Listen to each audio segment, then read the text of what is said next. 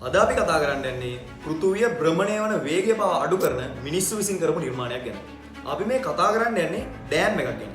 චීනයේ හුබෙයි කියන පළාතේ යැන්සි කියන ගඟ හරස් කරලා මේ ඩෑම් එක හදලා තියෙන්නේ. මේකේ නම ත්‍රිජෝට්. ස්ථාපිත ධාරිතාව අනුව දැනට ලෝකේ හදලා තියෙන විශාලතම ජල විදුලි වේල්ල තමයි මේක. මේ වේල්ල මෙගාවොට් 22500 ධාරිතාවකින් යුක්ත වෙනවා. එතකොට ඔයා චුට්ටක් හිතලා බලන්න වාර්ෂිකව මේක කොච්චර ධාරිතාවයක් නිපදවනවද? ඔයාට තවත් තේරුම් ගන්න බැයි නම් මේ ඩෑම් එක කොච්චර ලොකුද කියලා අපි ලංකාවේ තියෙන ලොකුම ඩෑම් එක වන වික්ටෝරියා ඩෑම් එකත් එක්ක පොඩ්ඩක් කම්පෙයාර් කරලා බලමු. වික්ටෝරියා ඩෑම් එකේ අවුට්පුට් එක අපි සාමාන්‍යයෙන් බැලුවොත් මෙගාවොට් 210ක් විතර තමයි වෙන්නේ. මේක ත්‍රිජෝට් ඩෑම් එකත් එක්ක සැසඳුවොත් අපේ වික්ටෝරියා ඩෑම් එක වගේ 100 ගුණයකටත් වඩා වැඩි.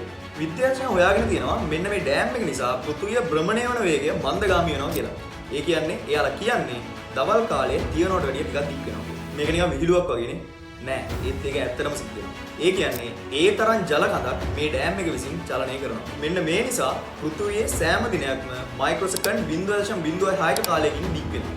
මේක බැලු බැලමට චූටියක් වගේ පෙවුනට හරියට බැලුවොත් අවුරුදු 45600කින් පස්සේ පෘථුවියේ භ්‍රමණ වේගය තප්පරයකින් මන්දගාමී කරනවා. මේක ඔයා ලොකුවට හිතන්න එපා. පෘථුවියේ තියෙන ග්ලැසියර් දියවීම මේ වේල්ලට වඩා 600 ගුණයකින් දිවා කාලය දීර්ඝ කරනවා. අපි පොඩි ගණනය කිරීමක් කරලා බැලුවොත් පෘථුවියේ සෑම දිනයක්ම තප්පරයකින් වැඩි කරන්න මුළු පෘථුවියේම තියෙන සාගරවල වගේ 400 ගුණයකටත් වැඩිය ජල කඳක් මේ වේල්ල රඳවා ගන්න සිද්ධ වෙනවා. දැන් අපි වගේ ප්‍රශ්නයක් අහමු. ලෝකේ දෙවනියට විශාලතම වේල්ල මොකක්ද? මේකට උත්තරේ කමෙන්ට් කරලා වැඩි විස්තර දැනගන්න එන්න අපේ වෙබ්සයිට් එකට sriastro.space